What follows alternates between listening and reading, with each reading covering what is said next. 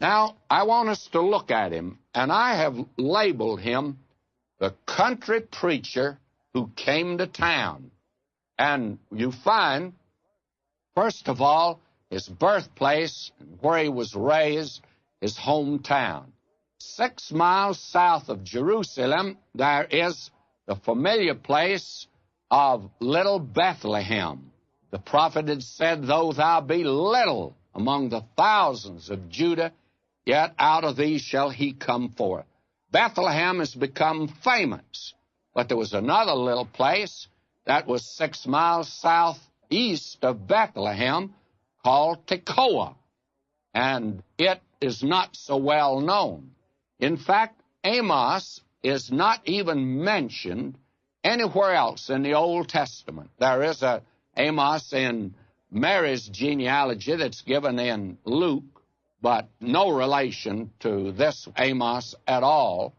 And the little town of Tekoa that he came from is practically an unknown place. It was a place where a prophetess came and gave David a message, and David was familiar with that area because that is the area he'd gone in to hide from King Saul. And let me tell you, that's a real wilderness down there. The nation Israel today is made along by the side of the Dead Sea, a nice highway that leads to Masada, and then you can come back around through Arad and back down up through Hebron and through Bethlehem. But you don't get near Tekoa because it is over in that wilderness. And I'm sure that most of you have never heard of it. And little wonder, it's no reflection at all. It's a ghost town today. And it never was, even in its heyday, more than a wide place in the road.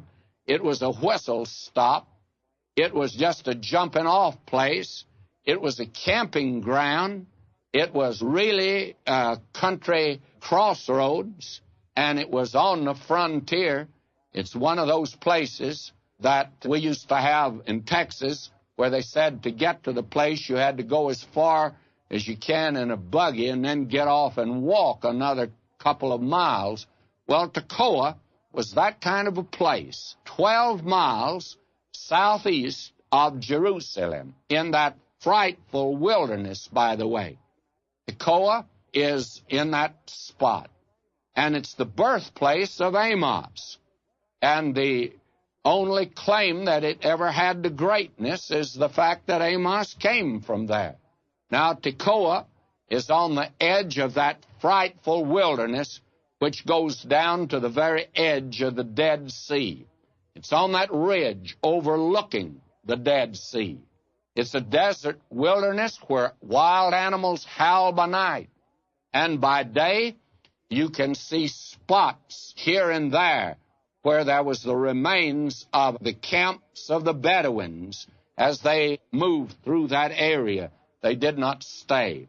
There's the blackened ground there for the nomad and the vagabond of the desert. The Bedouins lived there. It was a desert jungle. Adam Smith says this: "The men of Tekoa looked out upon a desolate and haggard world." And this is the area in which Bishop Pike should not have gone, for this is where he died. And strange things happen in that area. There are those that even today say that it's the place of demons. Now, this was the hometown of Amos. He was a herdman. That is an unusual word that's used here, and it means that he was the herdman of a peculiar breed of desert sheep. They were a scrub stock, but they grew long wool because it gets cold there in the wintertime, you know. And he also says that he was a gatherer of sycamore fruit.